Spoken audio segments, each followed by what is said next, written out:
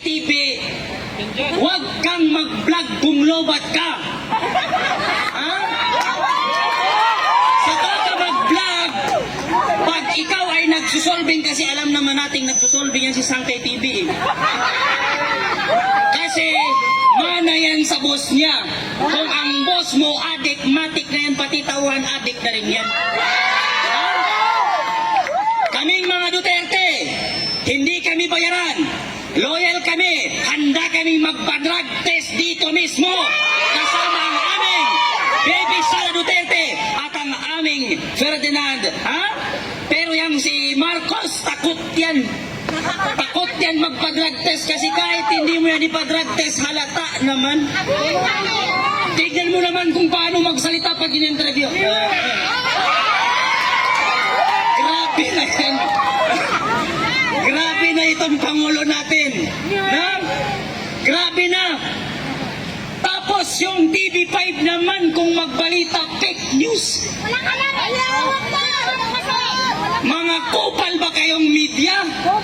Ha? Anong klaseng pinapalabas nyo? 100 lamang po ang nagrally. Andun sila patay gutom. Anong patay gutom? Araw-araw, minu-minuto, oras-oras, Jollibee ang dumarating dito. Kahit ang mga OFW sa UK, nagpapadala ng tulong, suporta. Eh yung mga kalaban natin dyan nagrarally, pinaglalaban yung bangag, kayo yung mga bayaran. Kami dito, walang bayaran dito. Ginagawa namin itong kusa. Lahat kami dito, naggastos. Pera namin ang ginamit namin papunta dito. Pamasahe dito. Di ba? Okay. Eh sila, hindi yan sila gagalaw pag walang pera. Bakit? Halata naman na pera lang ang nagpapagana sa kanila. Tignan mo si Martin Romualdez. Ang tiyan niya parang tiyan na ng kalabaw. Ha? Grabe na yan si Martin Romualdez na yan. Tapos, nung siya'y nagbigay ng ayuda, halatang adik. Alam mo yan,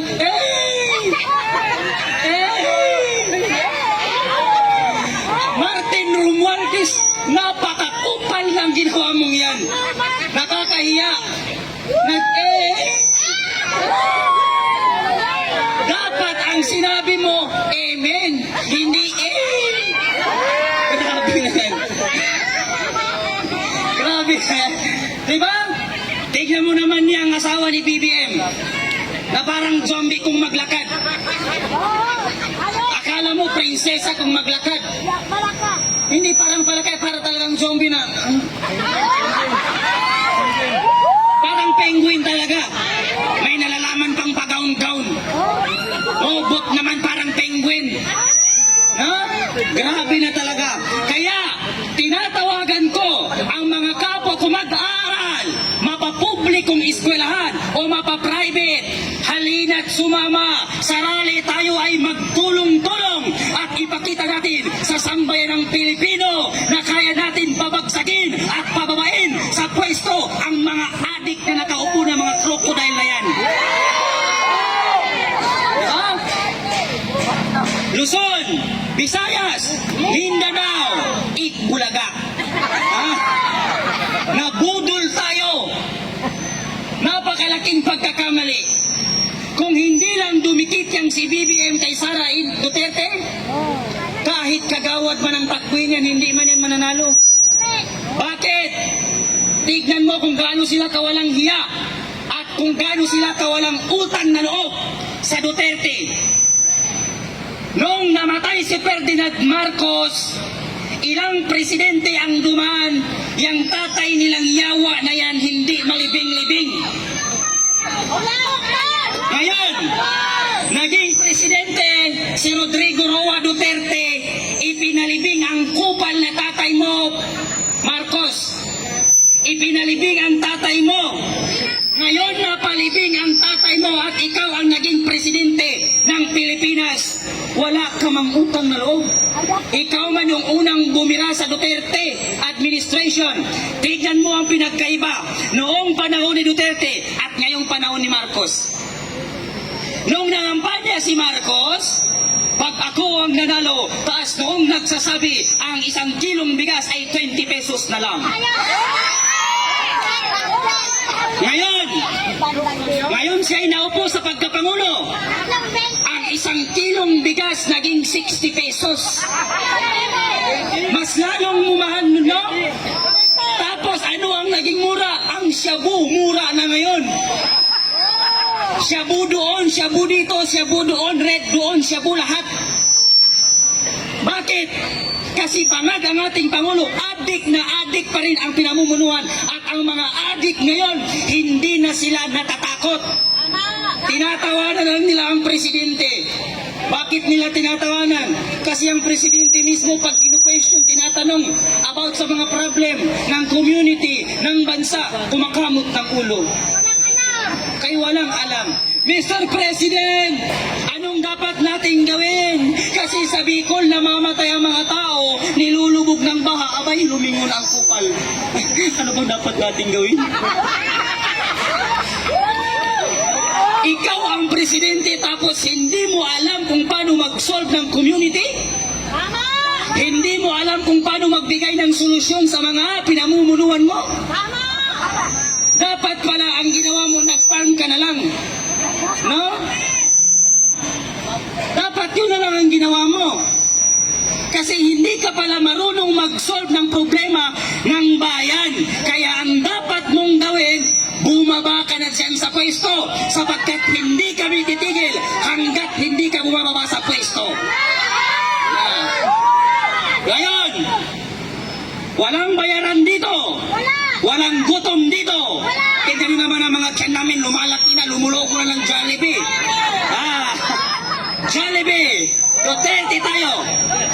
Ngayon, sabayan nyo ako kasi kahapon meron din tayong ginawang kanta. Ngayon meron na naman tayong bagong kanta. Pag sinabi kong bangag, sabihin nyo, Marcos, bangag! Bangag! Pag sinabi kong bangag, sabihin nyo, Marcos! Bangag! Di ba? Bagong presidente, bagong balyo. Walang prinsipyo, walang isang salita.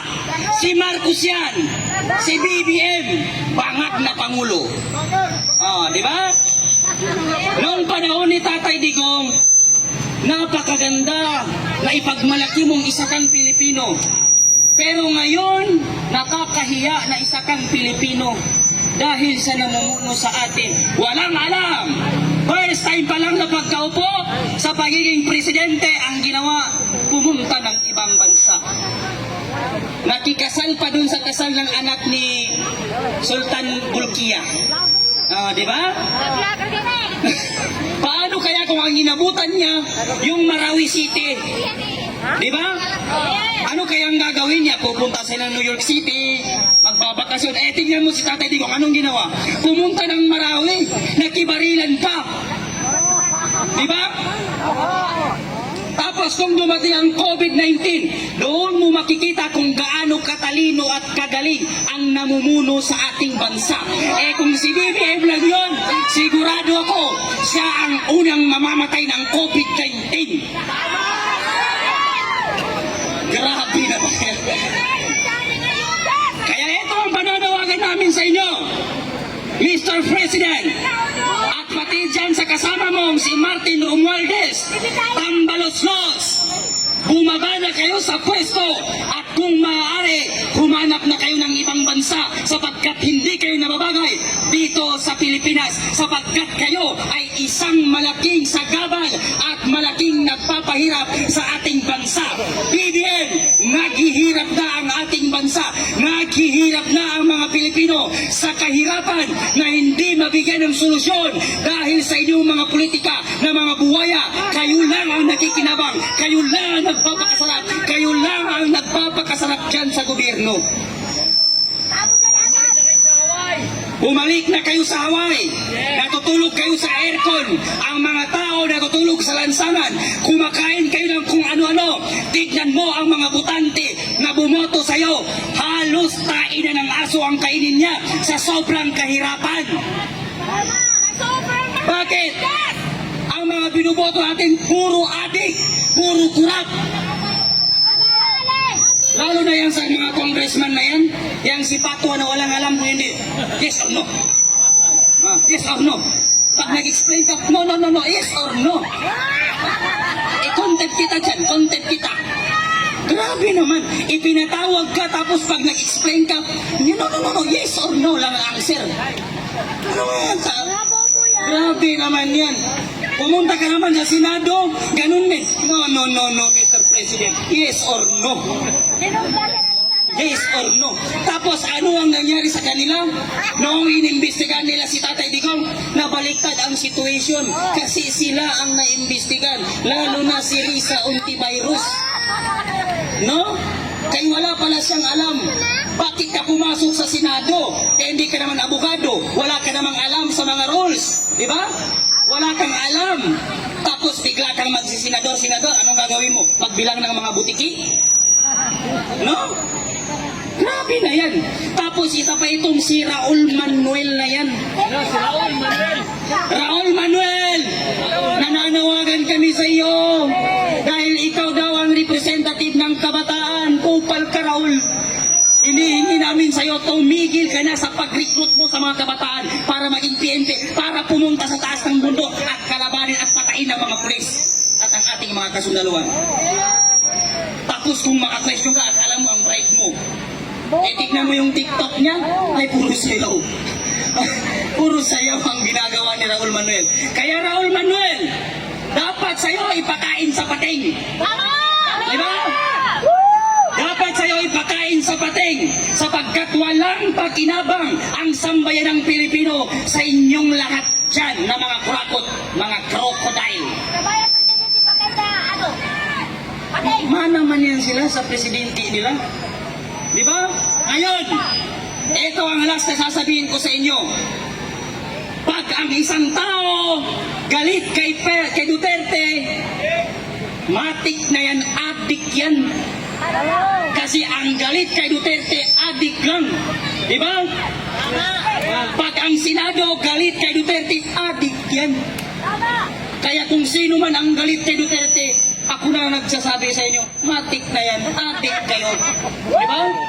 Ngayon, bakit ginawa ni Duterte? Napatayin niyang mga adik. Nag-warning man si Tatay Digong, huwag kayong magdroga kasi ayoko ng droga. Ay, nagdroga ka pa rin, di patay ka. Di ba? Matik na yan, patay ka. Kasi binalaan ka ni Tatay Digong, ayoko ng droga. Ay, nagdroga pa rin ang kupal. O, di patay ka. Isang bala ka lang. Di ba? Ngayon, bakit niya ginawa na patayin yon? Kasi ang pinoprotektahan ni Tatay Digong, tayong mga kabataan. Kasi pag hindi niya ginawa, na yung mga matatandang adik, hindi patayin. Matik na yan, pati yung mga next generation, magiging adik na rin sila. Sapagkat ang nakikita nila ay adik lahat. Matik na yan, pati sila mag-a-adik na rin. Kaya tayo ay magpasalamat ng mga kabataan at naupo at binigyan tayo ng Panginoong Diyos na isang matalino at magiting na presidente. Yan ay si Tatay Digong. At isusunod na natin ang mas matalino kaysa kay BBM. Walang iba kung hindi si VP Sara Duterte na siyang magiging ating Pangulo dito sa Pilipinas. Huwag nating hayaan sa 2028 na tayo ay bumoto sa mga kritikong tao, sa mga adik na tao at sa mga buhayang tao na yan, mga kapatid. Hanggang dito na lamang. Thank you.